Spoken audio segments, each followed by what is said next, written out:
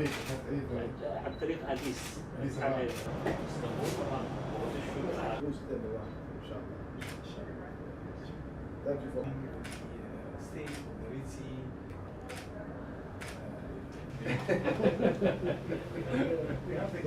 they do better than me. really